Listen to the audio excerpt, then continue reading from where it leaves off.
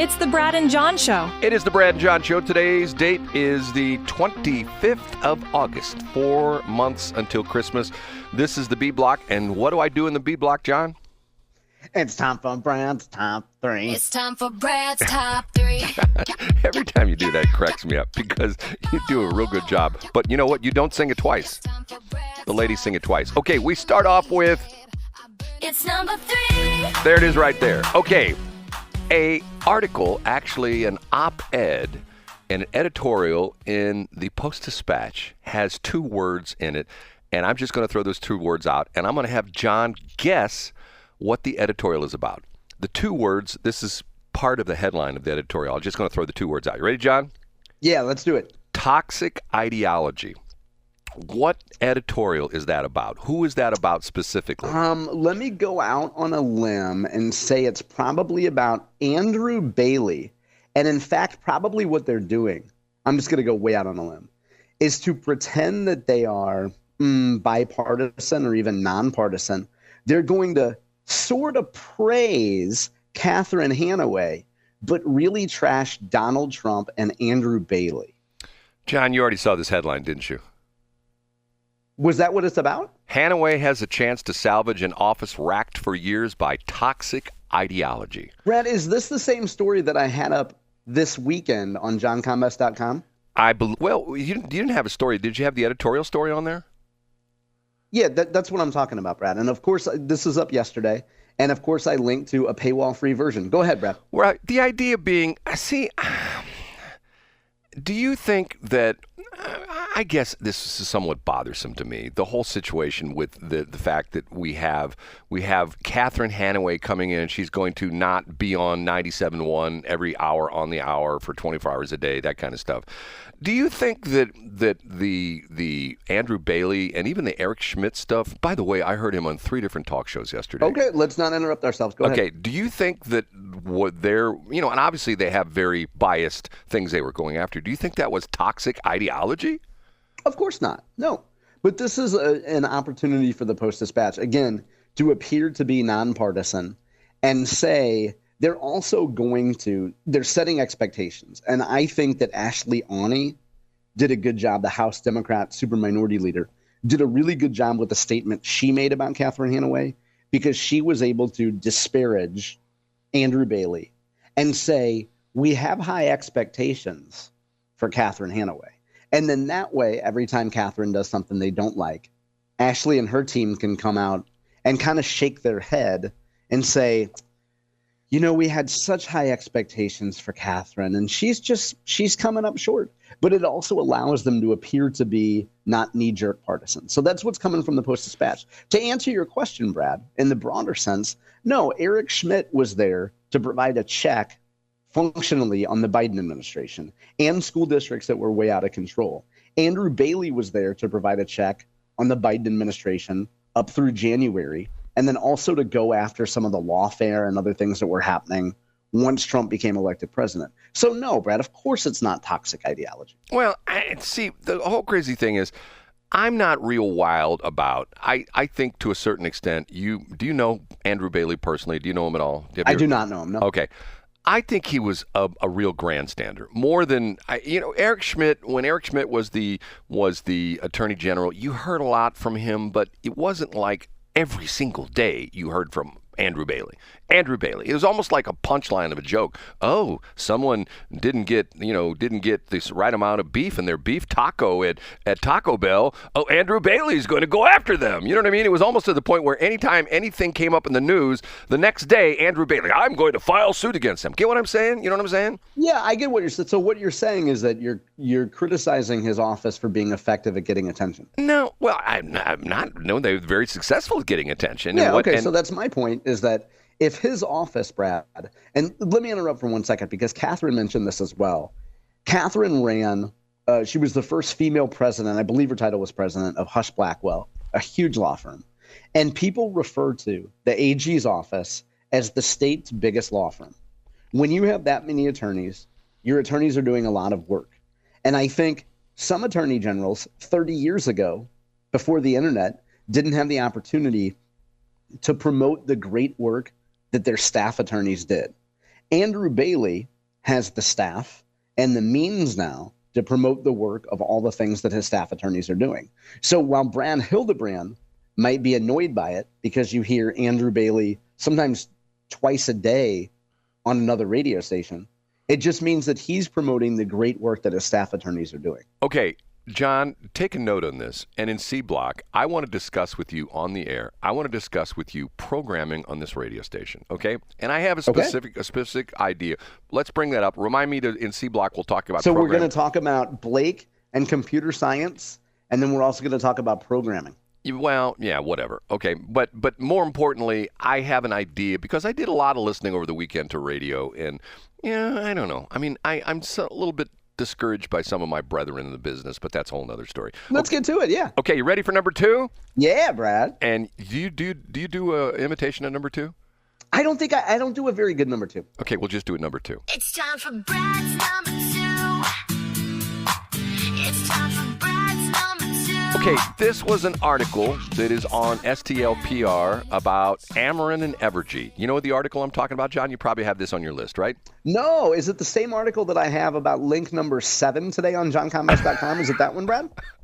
By the way, I do a brand new website here in October 2001 where I list Missouri political stories. You should check it out once in a while, Brad. Well, it's actually the 1, 2, 3, 4, 5, 6. It's the 7th headline down, Brad. It's by Kate Grumke, and the headline is How Ameren Hopes to Attract Huge Data Centers and Protect Customers in Missouri. Okay, but John, isn't it a compliment that the things I talk about are already on your list, but they're not in your top 3? No, it's an insult because you can't give 30 seconds a day to scan my headlines to see if I've already put it up there. Go ahead. But the point being is you didn't talk about it. We're talking about it now. Right, I didn't. But if the mere fact that you have to ask if I've seen it is an insult to my intelligence and my website. Go ahead, Brad. John, have you seen my new underwear I bought over the weekend? Have you seen those, John? Yeah, I did, actually, because I subscribed to BradCam. Okay. When you gave up the photography thing, you added a video element. Go ahead, Brad. What do you think about the Ameren story? I did read it, too. Okay, I don't quite understand the situation here because I'm thinking to myself, here's what I come across on this. I'm thinking to myself, the fix is in. The fix is in because of the fact that earlier this year, John, in your memory bank, what was the very first CWIP bill that Mike Kehoe signed as the new governor? The very first bill. What was the very first? I just said, yeah, it's CWIP, Construction Works in Progress. Right. Which allows utilities, not just Ameren, but other utilities to essentially charge ratepayers for the construction and financing of new facilities. So along come the data centers, and Ameren and Evergy are both saying, hey, in order to have proper service for these data centers, we need to build new power plants. And I'm thinking to myself, isn't that interesting? They get this bill passed that essentially says us as the consumers, they're not necessarily just charging us for the energy they're providing us, they're also charging us for future projects. So essentially, isn't the fix in on this deal? First, I don't know. It depends on how you define if the fix is in. Now, Brad, one of the things that Ameren and other utilities said to make the argument in favor of this legislation is that data centers are coming. They require a ton of energy. The current grid and facilities can't support it. Therefore, we need you as ratepayers to finance the construction of these. I mean, I think Ameren and Evergy were entirely transparent about that. But here's what and just because we don't like it because we pay more rates doesn't mean that Ameren or Evergy is being deceptive. Well, here's what I don't like about it. The fact that, let's say I'm going to Schnucks, and I go to my Schnucks I go to all the time.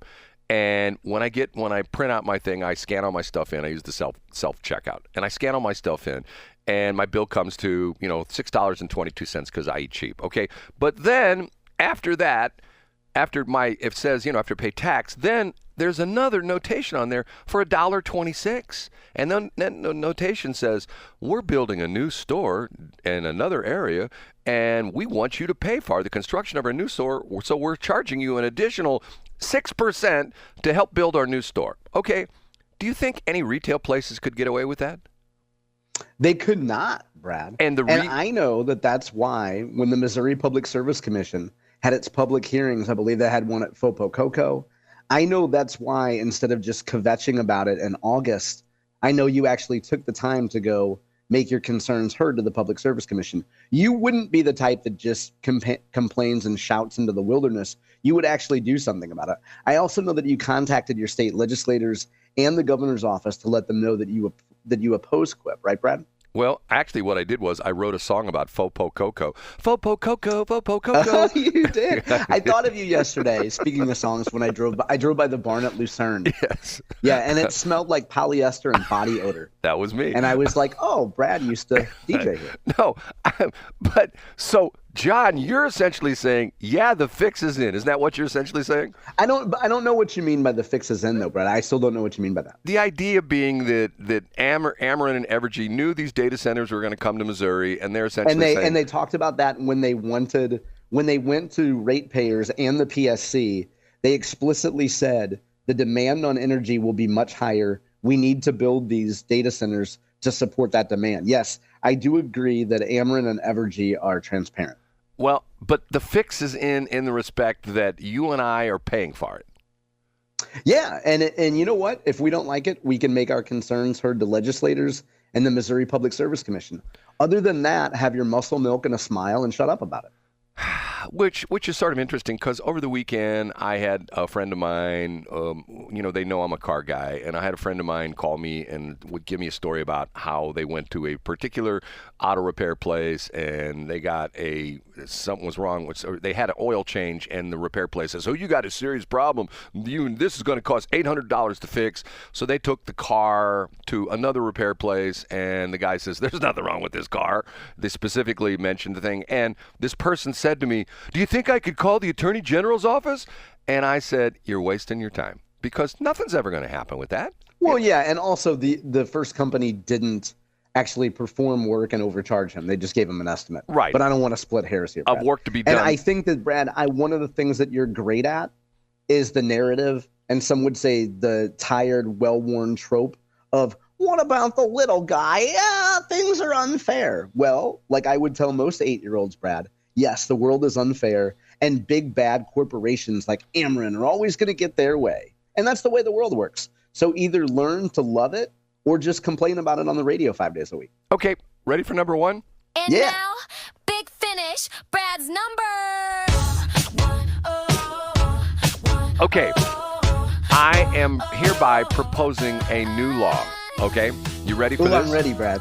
This is Brad's number one new state law about refunds. Now, if you were, let's say you put down some money on a car and you were going to think about that car and you said, "Look, I'd like you to hold it for the weekend. Here's $1,000. And you came back on Monday and you go, "You know what? I don't think I want that car after all." And they go, "Well, you know what? We're not giving you your money back because we didn't tell you that was a non-refundable deposit, okay? That's not necessarily the exact angle in this, but I say that what the new law should be that people who donate to political campaigns and the state should be able to recoup their donations and the expenses for elections by people who don't fulfill their term as an elected official. Oh, I see. Now, Brad, would that affect Andrew Bailey? Yes, it would. So I say that everybody who donated to the Andrew Bailey for Attorney General campaign and that they have to prorate this. You figure that the election was just in it wasn't even what 8 months ago? Was that like 9 months ago? Yeah, not long ago. Less than a year. Let's just say that. Okay, and he was supposed to work for 48 months, if I'm not mistaken, 4-year term Yeah, as that's our true. Attorney General. So we figure that he has done what percentage? What does that be, about 12, 13% of what he actually said? Yeah, So, I get what you're and let me clarify though, Brad. You're saying folks that contributed to his campaign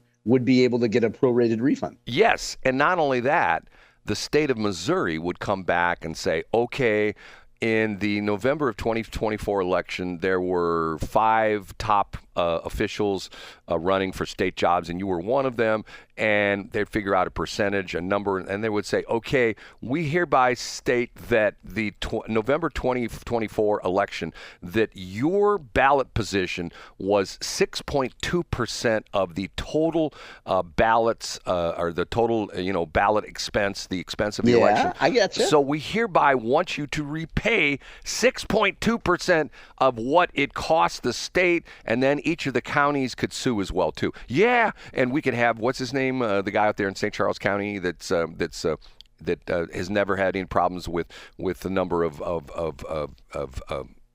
polling centers. You know what I'm talking about? Kurt Barr? Kurt Barr. Remember, he only had 2 polling centers. Yeah, that's your buddy. That's your sunshine buddy. And one of them you couldn't get to because of the fact that they were construction. Kurt Barr and the Sunshine Band. Right. Yeah. So you could go to Kurt Barr and say, Kurt, I want a refund on our. Kurt would say and all the different election guys in the different counties would say, okay, Mr. Bailey, you owe us $32,000, and all the counties could say, in Jefferson County, say, okay, you owe us $24,000, and the officials would have to repay that money since they did not fulfill their 4-year elected term. What do you think, John? Oh, that's a good populist proposal. Now, Brad, let me ask you a question that's going to require a ridiculous assumption. And that is that you had money. What if you gave $1,000, let's say 3 months ago, to Andrew Bailey, because he's attorney general and you want friends in high places. So you go to a cocktail party at the Barn at Lucerne and you give him $1,000 and you get to spend a little quality time with him and you get to know a couple people on his staff. That's the price of admission as a grant. I think you're pretty happy that you now have a friend that's the co-deputy director at the FBI. I think you're pretty happy with your investment because you were putting a little cash down on a Missouri attorney general. Cool. Oversees some laws and some prosecutions, whatever, and goes on 97.1. But today your investment is paid off because you have ostensibly arguably the number 2 or number 3 guy at the FBI.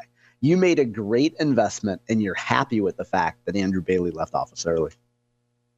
I'm not. I donated to him, and I don't want him to be. I didn't elect him. I didn't want him to be elected to.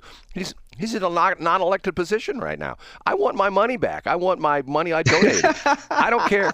Your point is well taken, Brad. And as you know, Brad, this would encourage a lot of Brad Hildebrand types to run for office because people who have common sense and who want to actually succeed or move up the ladder would not run for office because they know they'd have to repay it.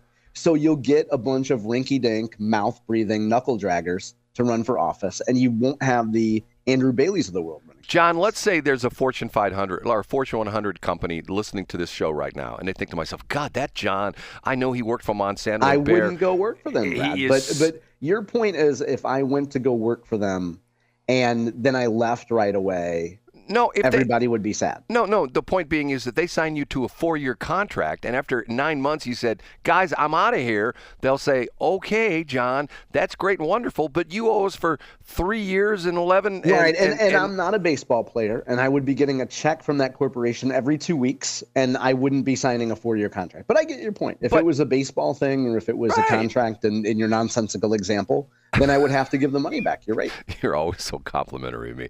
I see. No, you have great fantasy scenarios not based on the real world, Brad. It's one of your best traits. See, but the problem with this is it's just like Mark Lamping and the 8th Acre, which is funny because he took my thing literally. You know this little. By the way, he's coming after me. Did I tell you that? Did I tell you the Mark Lamping coming after me, John? I love you, Brad. Okay. He is totally coming after you. Okay. He made another witty response to you on Twitter. Therefore, he's coming after you, Brad. You know what? I can't wait because we're over time. I want to hear your thoughts on radio programming because you've listened to a lot of radio over the weekend, and some of the things that your fellow broadcasters are doing are really irked you. No, he's facetiously saying that what we should do is we should divide up Klondike Park into 8th acre parcels and put homes in there for young people with kids. And I'm thinking, great idea. I'm thinking to myself, because first off, Klondike Park is a drag on the taxpayers of St. Charles County. Nobody uses it. And guess what? Guess how much taxes Klondike Park pays to St. Charles County collector every year? John, guess. Can you guess?